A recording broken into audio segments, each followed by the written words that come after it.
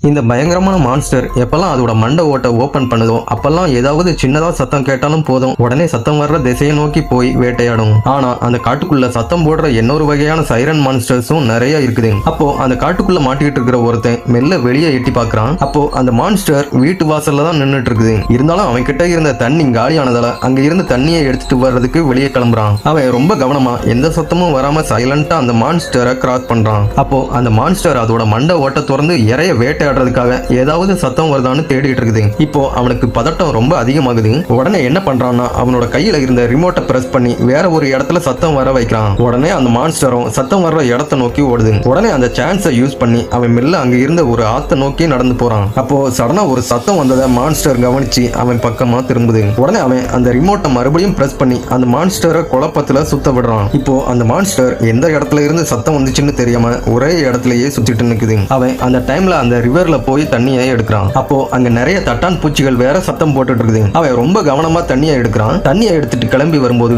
எதிர்பாராத விதமா ஒரு குச்சியில மிதிச்சிடறான். அப்போ குச்சி உடஞ்ச சத்தமும் வருது. உடனே பதட்டத்துல அந்த மான்ஸ்டரை திரும்பி பார்க்கறான். ஆனா நல்ல வேளையா அது அந்த சத்தத்தை கவனிச்சிருக்காது. ஒரு வழியா அவன் தப்பிச்சிட்டோம்னு நினைச்ச கொஞ்ச நேரத்துல அவனுக்கு முன்னாடி திடீர்னு ஒரு பெரிய சைரன் மான்ஸ்டர் வந்து நிக்குது. உடனே அவன் என்ன பண்றதுன்னு தெரியாம அவன் கிட்ட இருந்த ரிமோட்டை வச்சு வேற இடத்துல சத்தம் வர வைக்கிறான். அப்பதான் அவனுக்கு புரியுது இந்த சத்தத்தை வச்சு அந்த மான்ஸ்டரோட கவனத்தை டைவர்ட் பண்ண முடியாதுன்னு. உடனே அவன் உயிரை கையில பிடிச்சிட்டு வேகமா அந்த காட்டுக்குள்ள தலதெறிக்க ஓடிட்டு இருக்கான். அந்த சைரன் மான்ஸ்டர் வேகமா அவனை ஃபாலோ பண்ணி விடாம துரத்தியே வந்துட்டு இருக்குது. அவங்க ஓடுற சத்தத்தை அந்த மான்ஸ்டரும் கேட்டுருது. அந்த சைரன் மான்ஸ்டர் அவனை பிடிக்க நெருங்கி வந்துட்டு இருந்த டைம்ல சடனா அந்த சத்தத்தை கேட்டு வந்த அந்த மான்ஸ்டர் சைரன் மான்ஸ்டரை அப்படியே அடிச்சு தள்ளி விட்டுது. அதுக்குள்ள அவன் வேகமா ஓடி போய் அங்க இருந்த ஒரு மரத்துக்கு பின்னாடி ஒளிஞ்சுக்கிறான். இப்போ ரெண்டு மான்ஸ்டர்களும் ஒண்ணுக்கொண்ணு பயங்கரமா ஃபைட் பண்ணுது. உடனே அந்த மண்டை ஓட்டு மான்ஸ்டர் சப்போர்ட்டுக்காக அதோட இனத்தை சத்தம் போட்டு கூப்பிடுது. கொஞ்ச நேரத்திலேயே அங்க நிறைய மண்டை ஓட்டு மான்ஸ்டர்கள் சைரன் மான்ஸ்டரை அட்டாக் பண்றதுக்காக வந்துருது. அங்க நடக்கிறத பார்த்து அவன் அங்க இருந்து எப்படி சேஃபா தப்பிச்சு போறதுன்னு யோசிச்சுட்டு இருக்கான். கொஞ்ச நேரத்திலேயே அந்த சைரன் மான்ஸ்டர்களும் அந்த இடத்துக்கு